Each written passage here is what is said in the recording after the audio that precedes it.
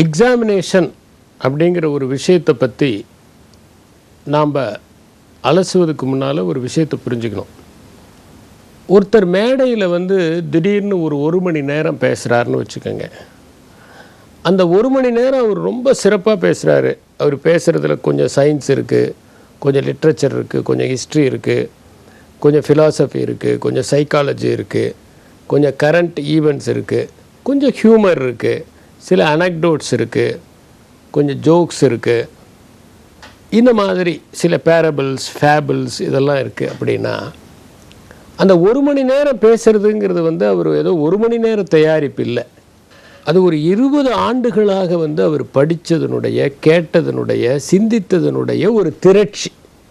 நம்ம மோர் கடைஞ்சிக்கிட்டே இருக்கோம்னா அந்த மோரை ரொம்ப நேரம் கடையும் போது தான் அது அந்த ஒரு பர்டிகுலர் பாயிண்ட் ஆஃப் டைமில் வெண்ணெய் வருது. பாலை அடுப்பில் வச்சாக்க அது ரொம்ப நேரம் சூடுபடுறதுனால ஒரு டைமில் அது பொங்கி வழியுது. அது மாதிரி நம்ம லைஃப்பில் எப்போ அந்த எக்ஸ்பர்டைஸ் அடைவோம் அப்படிங்கிறது தெரியாது. அது லாங்குவேஜில் எதில் திடீர்னு பார்த்தீங்கன்னா ஒரு நாள் சரளமாக இங்கிலீஷ் பேசுவோம், திடீர்னு ஒரு நாள் பார்த்தீங்கன்னா உங்களுக்கு எக்ஸாமினேஷன் ஈஸியாக வரும். இதெல்லாம் எப்படின்னா ரொம்ப நாள் பண்ண ஹார்ட் ஒர்க்கு ஒரு நாள் அது உங்களையே அறியாமல் வெளிப்படுகிற ஒன்று. அதனால் என்னென்னா இந்த முயற்சிங்கிறத ப்ராப்பராக பண்ணுறதுல தான் வாழ்க்கையினுடைய வெற்றியே அடங்கி இருக்கிறது. முதல்ல எக்ஸாமினேஷன் அப்படிங்கிறத நம்ம எப்படி பார்க்குறோம்? நிறைய பேர் என்னென்னா எக்ஸாமினேஷனுங்கிறத ஒரு தண்டனையாக பார்க்குறாங்க. தண்டனையாக பார்த்தாக்க அது கஷ்டமாக தான் இருக்கும்.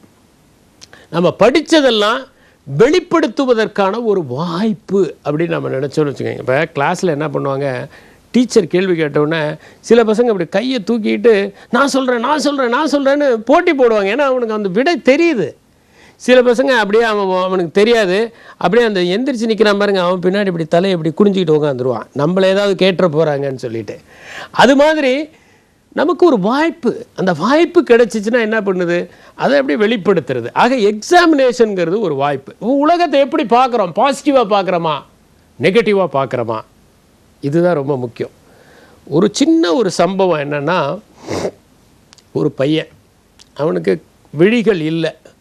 அவன் நியூயார்க்கில் ஒரு தெருவில் உட்காந்துக்கிட்டு ஐ ஆம் பிளைண்ட் ப்ளீஸ் ஹெல்ப் மீ அப்படின்னு சொல்லிட்டு ஒரு சின்ன ஒரு போர்டை வச்சுருந்தான். யாருமே காசு போடலை. அந்த பக்கமாக ஒருத்தர் அவர் பார்த்தார். அவர் என்ன பண்ணார், அந்த போர்டை மாற்றி வேறு ஒரு போர்டை வச்சுட்டார். அதுக்கப்புறம் அவன் தட்டில் சில்லறையாக விழுந்துக்கிட்டே இருக்கு. அவர் என்ன போர்டு வச்சார்னா, இந்த உலகம் எவ்வளவு அழகானது, அதை உங்களால் பார்க்க முடிகிறது, என்னால் முடியவில்லை அப்படின்னு அந்த போர்டு வச்சார். ரெண்டும் ஒரே பொருள் தான், ஆனால் கன்வே பண்ண அந்த விதம் வேறு இல்லையா? நம்ம வாழ்க்கையை எப்படி பார்க்க போகிறோம்? பாசிட்டிவாக பார்க்க போகிறோமா, நெகட்டிவாக பார்க்க போகிறோமா? ஒரு வைராகியத்தோடு பார்க்க போகிறோமா, வைராகியம் இல்லாமல் பார்க்க போகிறோமா? கிளென் கன்னிங்ஹாம்னு ஒருத்தர் சின்ன வயசு ஸ்கூலில் படிச்சுக்கிட்டு இருக்கிறாரு. அந்த குளிர்காலத்தில் யாராவது ஒருத்தர் போட்டு அந்த அப்போ அடுப்பை மூட்டுவாங்க, கணப்பு அடுப்பு. அந்த குளிரில் தான் எல்லாருமே இதமாக இருக்க முடியும். இவர் என்ன பண்ணார்னா, போய் அடுப்பு மூட்டும் போது என்ன ஆயிடுச்சுன்னா தீப்பத்திருச்சு. ரொம்ப கஷ்டப்பட்டு வெளியே கொண்டு வராங்க, ஹாஸ்பிட்டலுக்கு எடுத்துகிட்டு போகிறாங்க, உயிர் போகலை. இப்போ அந்த டாக்டர் சொல்கிறாரு, உடம்பெல்லாம் எரிஞ்சு போயிருக்கு இந்த பையனுக்கு, இந்த பையன் பிழைக்காமல் செத்து போயிடுறதே நல்லதுன்னு அம்மாட்ட சொல்கிறாங்க. அந்த பையன் ஆனால் இந்த சின்ன பையன் கேட்டவுடனே சொல்கிறான், இல்லை நான் நிச்சயமாக பிழைப்பேன், பிழைச்சி தான் தீருவேன் அப்படின்னு. அதுக்கப்புறம் பிழைச்சிட்றான். ஆனால் கால் செயல்படாத அளவுக்கு ரொம்ப சூம்பி போயிருக்கு. பிழைச்சி பிரயோஜனம் இல்லை, செத்துருந்தாலே பரவாயில்ல, இந்த கால் இப்படி இருக்குது, இவனால் நடக்க முடியாது, இவன் பெரிய பேர்டனாக இருப்பான் அப்படிங்கிறாரு. இல்லை நான் நிச்சயமாக சர்வைவ் ஆவேன் அப்படின்னு இந்த பையன் முடிவு பண்ணிக்கிறான். வீல் சேரில் என்ன பண்ணுறாங்க, அந்த அம்மா கொண்டு போயிட்டுருக்குறாங்க.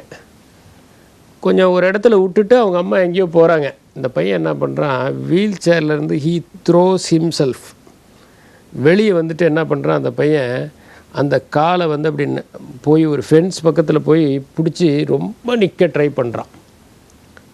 அந்த இதெல்லாம் மீறி நிற்க ட்ரை பண்ணுறான். கொஞ்சம் கொஞ்சமாக அவனால் அந்த காலில் ஒரு சின்ன சக்தியை ஃபீல் பண்ண முடியுது. அவங்க அம்மா டெய்லி மசாஜ் பண்ணி விட்றாங்க. இவன் அப்படியே கொஞ்சம் கொஞ்சமாக முயற்சி பண்ணி நடக்க ட்ரை பண்ணுறான். திடீர்னு பார்த்திங்கன்னா ஒரு நாள் அவனால் சகஜமாக நடக்க முடியுது. நடக்கிறதோட நிறுத்தலை, நான் வேகமாக ஓடுவேன் அப்படிங்கிறான். வேகமாக ஓடுறான் அந்த பையன். கொஞ்சமாக ஓடி 1934ஆம் ஆண்டு ஒரு மைலை 4.068 நிமிஷத்தில் கடக்கிறான். அன்னைய ரெக்கார்டை க்ரியேட் பண்ணவன் அந்த பையன்தான். அதுக்கப்புறம் என் மாஸ்டர்ஸ் டிகிரி படிக்கிறான், பிஹெச்டி படிக்கிறான் கன்னிங்ஹாமில். 1936 he was chosen as the best athlete in the world. அந்த பையனுக்கு எவ்வளோ வைராக்கியம் பாருங்கள். நாமளாக இருந்தால் என்ன பண்ணுவோம், நடக்க முடியலன்னு அப்படியே உட்காந்துருவோம். ஒரு ஆளுங்க தீ பிடிச்ச வீடு, அவன் எந்திரிச்சு தீ பிடிச்சதுன்னு இந்த பேரல்டிக் அட்டாக் வந்தவன், அவன் எந்திரிச்சு தீ பிடிக்குதுன்னு ஓடி இருக்கான் வெளியே. ஒரு ஆள் பார்த்துட்டு, ஹே நீ நடக்கக்கூடாதுப்பா, நீ எப்படிப்பா ஓடுறான்னு தப்புன்னு விழுந்துட்டான் அவன்.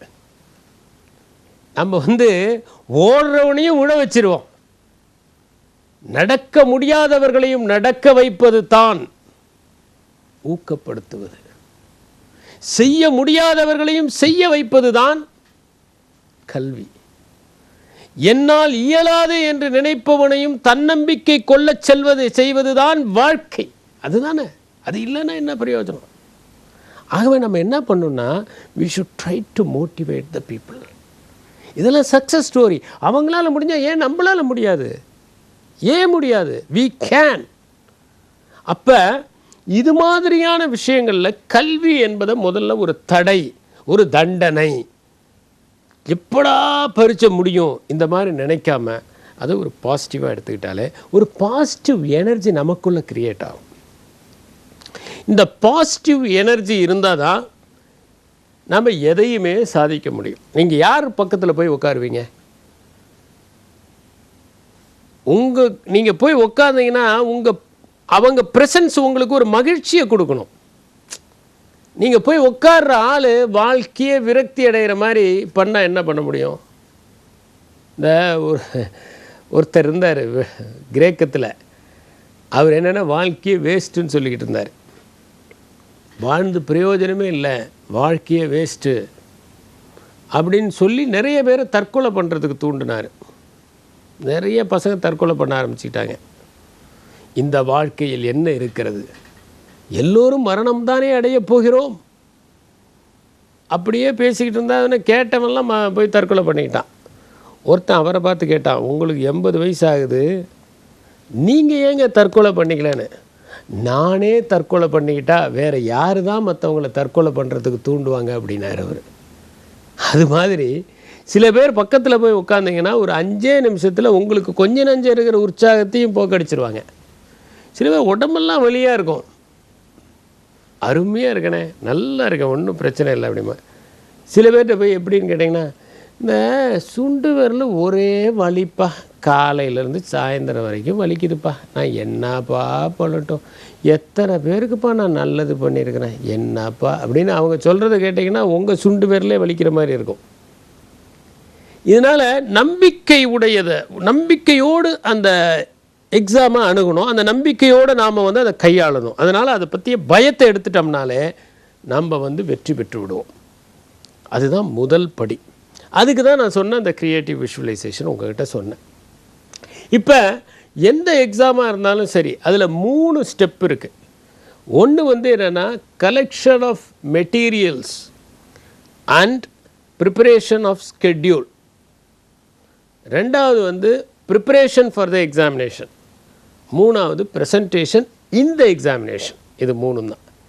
இப்போ கலெக்ஷன் ஆஃப் மெட்டீரியல்ஸ் அப்படின்னா என்னென்னா, முதல்ல இப்போ நமக்கு என்னென்ன பாடங்கள் இருக்குது, இங்கிலீஷ், அதுக்கப்புறமேலு தமிழ், அதுக்கப்புறம் மேக்ஸு, அதுக்கப்புறம் சயின்ஸு, அதுக்கப்புறம் சோஷியல் சயின்ஸு, அதுக்கப்புறம் என்விரான்மெண்டல் சயின்ஸு, பாட்டனி, ஜுவாலஜி, இந்த மாதிரி புக்ஸ் இருக்குதுன்னு வச்சுக்கோங்க.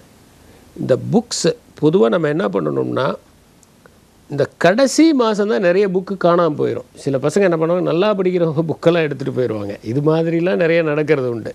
அல்லது நாம்ளே கேர்லெஸ்ஸாக விட்டுருவோம்.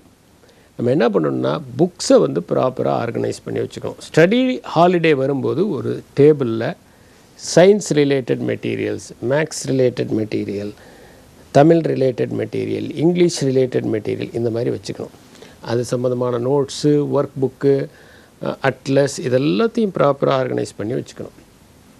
இப்போ என்ன பண்ணணும், நாம் வந்து இது நாள் வரைக்கும் ஒரு ஸ்கெட்யூல் போட்டு படிச்சிட்டோம்.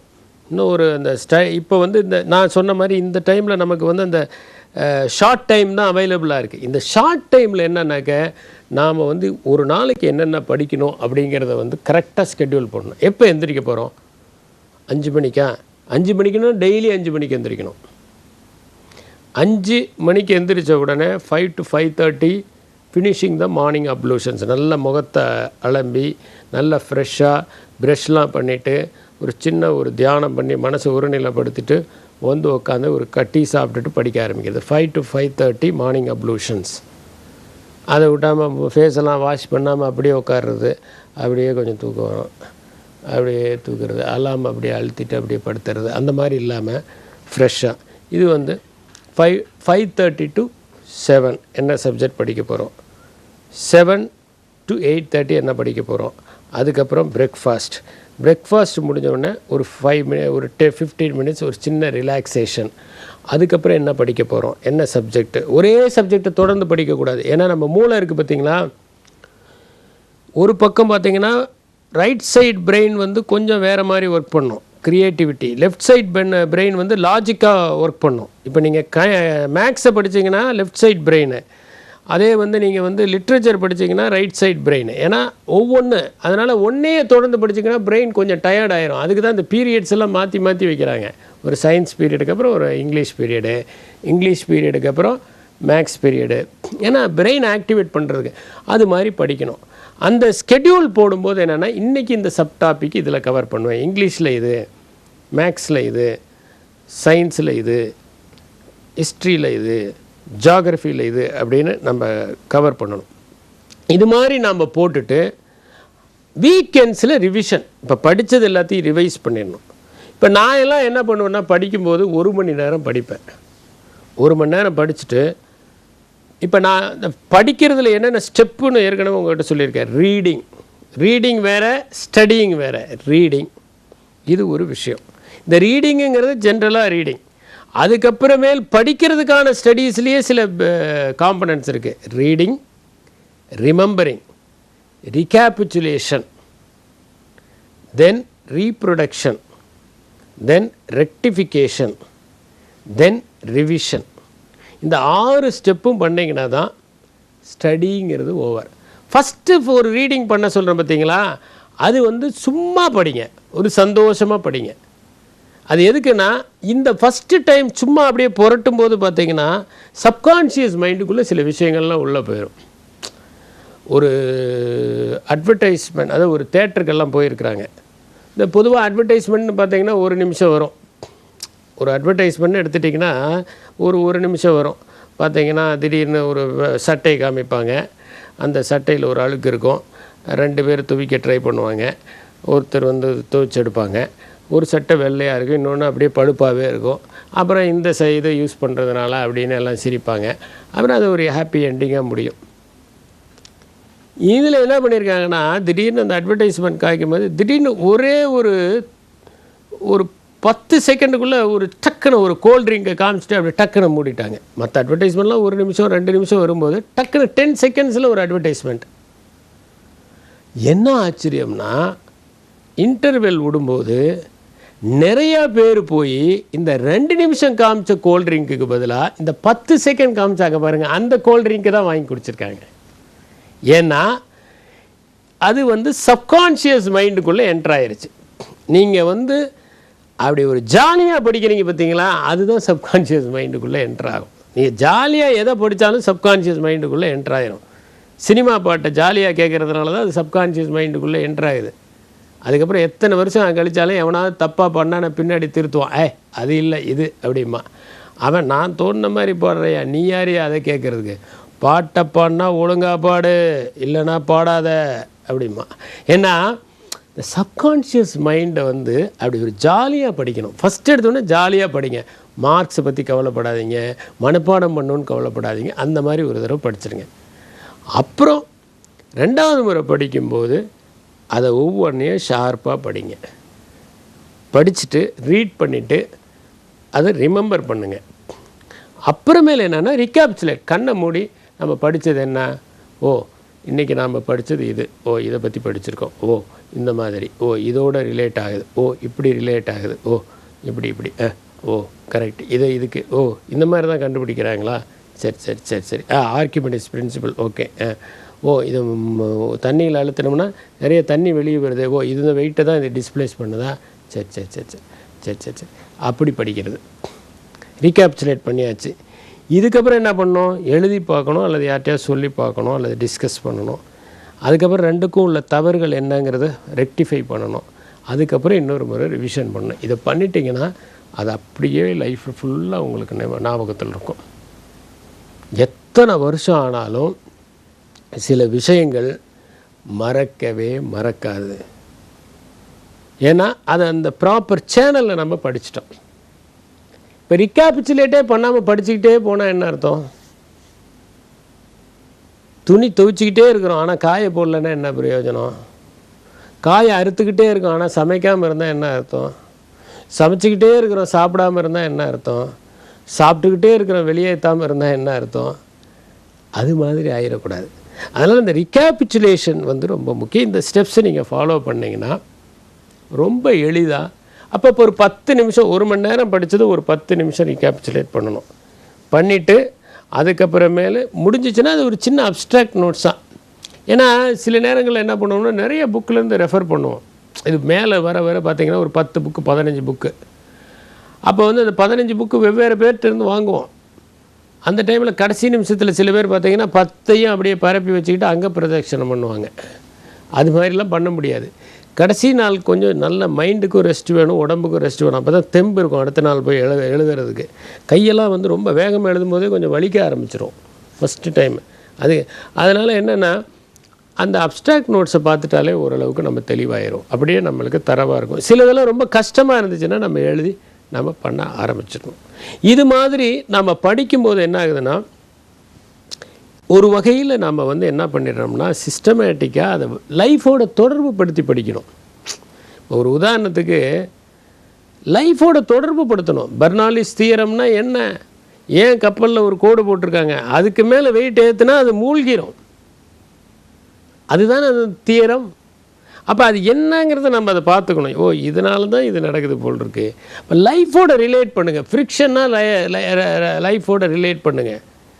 பாருங்கள், ஃபிலோ டாக்ஸினாக்க செடியில் வந்து வெவ்வேறு இலை எப்படி விட்டுருக்குன்னா அதை லைஃபோட ரிலேட் பண்ணுங்கள். பாருங்கதா இது மொசைக், ஏன்னா எல்லா இலையும் வெளியே வர மாதிரி. ஏன்னா இயற்கை அப்படி படைக்குது ஒவ்வொன்றையும். ஏன் எதனால் நடக்குது, எப்படி நடக்குது அப்படின்னு நம்ம ஒவ்வொன்றையுமே நம்ம பார்க்கணும். நம்ம அப்போ வந்து லைஃபோட ரிலேட் பண்ணி படித்தாலே மறக்கிறதுங்கிறதும் நடக்காது, டென்ஷனுங்கிறதும் நடக்காது. இந்த டென்ஷன் வரதே எதனால் தெரியுங்களா, நாம் வந்து சும்மா மனப்பாடம் பண்ண வேண்டியது. கருதலை மனப்பாடம் பண்ணோடனே 2வது லைன் மறந்துச்சுன்னா என்டையராகவே மறந்து போயிடும். ஆனால் நீங்கள் லைஃபோட ரிலேட் பண்ணி படித்தீங்கன்னா ஓம் ஸ்லாவும் புரியும், ஓம் தத்துவம் இருக்க மாண்டுக்கிய உபநிஷத்தில் வருது அந்த ஓமும் புரியும். அந்த ஓமாக இருந்தாலும் இந்த ஓமாக இருந்தாலும் லைஃபோட ரிலேட் பண்ணிங்கன்னா தான் புரியும், இல்லைன்னா புரிய முடியாது. அது மாதிரி நீங்கள் படிக்கும்போது ஒரு ஸ்ட்ரக்சர் பண்ணி ஒரு ஸ்கெட்யூல் போட்டுருங்க இன்னைக்குன்னு. அதில் ரிவிஷன் பண்ணுறதுக்கு தான் இந்த வீக்கெண்ட்ஸில் என்ன பண்ணணுன்னா இது வரைக்கும் படித்தது நம்ம என்ன பண்ணுவாங்க, நம்ம தான் இப்போ தான் நம்ம நிறைய பேர் வந்து இந்த அடுக்குமாடி குடியிருப்பில் இருக்கிறதுனால மண்ணையே மிதிக்காமலேயே மண்ணுக்குள்ளே போயிடுறாங்க. யாராவது வீடு கட்டுறதெல்லாம் போய் அமைதியாக பார்த்து எத்தனை பசங்க அர்பன் பசங்க பார்த்துருப்பாங்க, மாநகரத்து பசங்க. இந்த ஃப்ளோரிங் போடுறதுனா என்ன பண்ணுவாங்க, ஃபஸ்ட்டு மண்ணை கொட்டி ஒரு திமிசு கட்டையால் நல்லா அடிப்பாங்க. இந்த திமிஸில் அடித்தா தான் அது கன்சாலிடேட் ஆகும். அது மாதிரி இந்த வீக்கெண்ட்ஸில் ரிவைஸ் பண்ணிங்கன்னா தான் அது கன்சாலிடேட் ஆகும், நல்லா கன்சாலிடேட் ஆகிரும். எப்போ கேட்டாலும் சரி வாட் இஸ் த ப்ராப்ளம், அதுதானே, அது இவ்வளோ தான், இதுதான் இவ்வளோ தான் இருக்கும், இவ்வளோ தான் இருக்கும், இவ்வளோ தான். எப்போ கேட்டாலுமே சொல்லலாம், ஒரு பிரச்சனையுமே வராது. பயாலஜியாக சொல்லலாம், ஹிஸ்ட்ரியாக சொல்லலாம். நீங்கள் எந்த டைமில் கேட்டாலும் இப்படி தாங்க நடந்தது.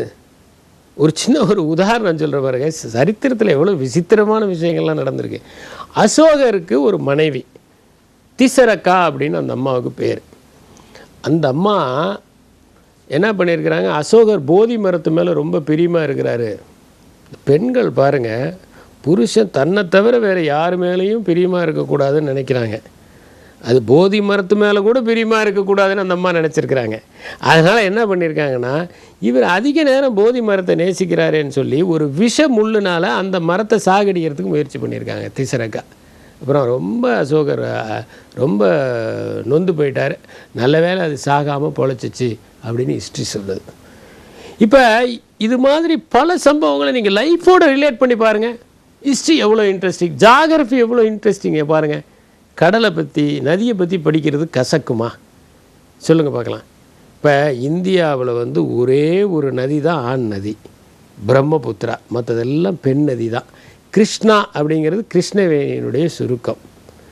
2 நதி தான் வந்து பார்த்திங்கன்னா அரபிக்கடலில் போய் கலக்குது. மற்றதெல்லாம் பே ஆஃப் பெங்காலில் கலக்குது. அது என்னென்னா நர்மதா அண்ட் தப்தி. இது மாதிரி நிறைய இன்ட்ரெஸ்டிங்கான விஷயம். தமிழ்நாட்டிலேயே பிறந்து தமிழ்நாட்டிலேயே கடலில் கலப்பது தாமிரபரணி. அதனால தான் வேறு எந்த மாநிலத்தோடையும் பிரச்சனை இல்லை. அந்த காலத்தில் ஒரு பாண்டிய மன்னன் சொல்கிறாரு என்னென்னா, இது வந்து எங்கள் தாமிரபரணி எங்கள் பாண்டிய நாட்டினுடைய கற்புடைய நதி, எங்கள் நாட்டை தவிர வேறு எந்த நாட்டிலும் பாயாது அப்படின்னு. அது மாதிரி நிறைய விஷயங்களை சுவாரஸ்யமாக படிக்கணும். அந்த சுவாரஸ்யமாக படித்தோம்னா அது எப்படி மறக்கும்? மறக்கவே மறக்காதே. மறக்கிறதுக்கு காரணமே படிக்கும் போது இதெல்லாம் படித்து தொலைக்க வேண்டியிருக்கு அப்படின்னு நினச்சிட்டு படித்தா மறக்கும். ஆர்வமாக சந்தோஷமாக ரிலேட் பண்ணுங்கள். எல்லாமே லைஃபோடு ரிலேட் பண்ணுறது தானே. லைஃபோடு ரிலேட் பண்ணலன்னு இப்போ நான் ஒன்று சொல்கிறேன் உங்களுக்கு, சின்ன விஷயம். இப்போ நீங்கள் வந்து இந்த Newton's law, first law, gravitational pull இருக்குல்ல, அதை பேஸ் பண்ணித்தான் நம்ம வந்து ராக்கெட் விடுறதுக்கு கற்றுக்கிட்டோம். நம்ம அதுதான் ராக்கெட் விடுறதுக்கான பேசிஸ். அந்த தத்துவம் தான் நமக்கு ஹெல்ப்ஃபுல்லாக இருக்குது. இது மாதிரி நம்ம ஒவ்வொன்றையும் லைஃபோட இது எப்படி சென்ட்ரிஃபியூகல் ஹனி எக்ஸ்ட்ராக்டர்னால் அது எப்படி தேனை எடுக்கிறாங்க அதோட லிங்க் பண்ணி பார்க்கணும் நம்ம. சரி, சைக்கிள் ஓட்டுறமே, சைக்கிள் ஓடுது, அது எந்த கான்செப்டில் ஓடுது அப்படிங்கிறத நம்ம பார்க்கணும். நம்ம எல்லாத்துக்குமே ஒரு பேசிஸ் இருக்குது. அந்த பேசிஸ் எப்படி, அந்த பேசிஸை வந்து நம்ம எப்படி பார்த்திங்கன்னா, ஆர்க்கிமிடிஸ் என்ன பண்ணியிருக்காரு, அவருடைய சயின்ஸை அந்த காலத்திலே பயன்படுத்தியிருக்காரு. ஆர்க்கிமிடிஸ் வந்து அறிவியல்ங்கிறது வெறும் கான்செப்டுன்னு நினைக்கல. அவருடைய நாடு சிரக்கஸ் மேலே வந்து ரோமாபுரியை சார்ந்த மெர்செல்லஸ் அப்படிங்கிறவன் படையெடுத்து வரான். அவர் என்ன பண்ணுறாரு, அந்த மெர்சில்லஸ் சயின்ஸ் எல்லாம் நம்பலை. ஆனால் சிரக்கஸ்னுடைய மன்னன் இருக்கான் பாருங்க, அவன் பேர் ஹைரான்னு பேர். அந்த ஹைரான் என்ன பண்ணுறான், நம்புகிறான், சயின்ஸை நம்புகிறான், ஆர்க்கிமிடிஸை கூப்பிடுறான். எப்படியாவது நம்ம நாட்டை காப்பாற்றணும், நம்ம நாடு வீக்கான நாடு, என்ன பண்ணுவோம் அப்படின்னு. ஒன்றும் கவலைப்படாதீங்க அப்படின்னு ஒரு ராட்சத உண்டிவில் தயார் பண்ணுறாரு, கேட்டபல்ட். அதில் வந்து என்ன பண்ணுறாரு, 1/4 டன்னு பொறுமானதெல்லாம் வச்சு அதை செலுத்துறதுக்கு ட்ரை பண்ணுறாரு. அது என்ன ஆகுதுன்னா, 1/4 டன்னு போய் விழுந்தா என்ன ஆகும், கப்பல் எல்லா கப்பலும் நொறுங்கி போயிடுது. அதுக்கப்புறம் கண்ணாடி, பவர்ஃபுல்லான கண்ணாடி வச்சு சூரிய வெளிச்சத்தை பிரதிபலிக்க வச்சு அந்த ஷிப்பெல்லாம் எரிய வைக்கிறாரு. அதனால் என்ன ஆகுதுனாக்கா, அவன் தோத்துடுறான். ஆனால் ஒரு சின்ன தப்பு என்னென்னா, அதுக்குள்ளே நம்ம ஜெயிச்சிட்டோன்னு கொண்டாடிக்கிட்டு இருந்தாங்க, அவன் பின்பக்கமாக வந்து அடிச்சிட்டான். இவர் உட்காந்து சில சர்க்கிள்ஸ்லாம் வரைஞ்சிக்கிட்டு இருக்கிறாரு. அப்போ எவனோ ஒருத்தன் ஷேர் கிடையாது, டோன்ட் டிஸ்டர்ப் மை சர்க்கிள்ஸ் அப்படின்னாரு. அவன் இவரை கொண்டுட்டான். இப்படி தான் ஆர்க்கிமிடிஸ் செத்தார். லைஃபோட ரிலேட் பண்ணுற மாதிரி தான் நம்ம சயின்ஸை நம்ம பயன்படுத்தணும். சயின்ஸு, ஜியாகிரஃபி, ஹிஸ்ட்ரி எல்லாத்தையும் சயின்ஸோடு நம்ம தொடர்புபடுத்தி பார்க்கணும் அப்படின்னு நம்ம நினச்சோம்னா படிக்கிறது ஈஸியாக இருக்கும். அப்போ வந்து நம்ம இந்த வீக்கெண்ட்ஸில் கன்சாலிடேட் பண்ணும், ஸ்கெட்யூல் போடும்போது ரியலிஸ்டிக்காக போடணும். நிறைய பேர் என்ன பண்ணுவாங்கன்னா, ரொம்ப ஆம்பிஷியஸாக இருப்பாங்க. ஒரு நாளைக்கு 19 மணி நேரம் முடியுமா? ஸ்டடி ஹாலிடேஸில் கூட என்ன கேட்டால் 12 ஹவர்ஸ்க்கு மேலே நம்ம நிச்சயமாக வந்து ஸ்கெட்யூல் போடக்கூடாது.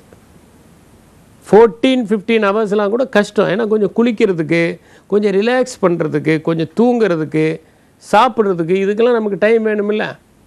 அதனால் எப்போவுமே பார்த்திங்கன்னா நம்ம வந்து அந்த டைமில் வந்து கரெக்டாக நம்ம ஸ்கெட்யூல் போடணும். ஸ்கெட்யூல் போட்டதை ஃபாலோ பண்ணணும். அந்த சப்டாப்பிக்கை நீங்கள் முடிச்சிடணும். இந்த சப்டாப்பிக்கை முடிக்கும் போதே இன்னொரு டெக்னிக் என்னென்னா, ஒரு வாக்கிங் போகிறோம், ஒரு ரிலாக்ஸேஷனுக்காக போகிறோம். அந்த டைமில் நான் ஏற்கனவே சொன்ன மாதிரி லேர்னிங் வித்தவுட் ரீடிங் அப்படிங்கிற ஒரு கான்செப்ட்.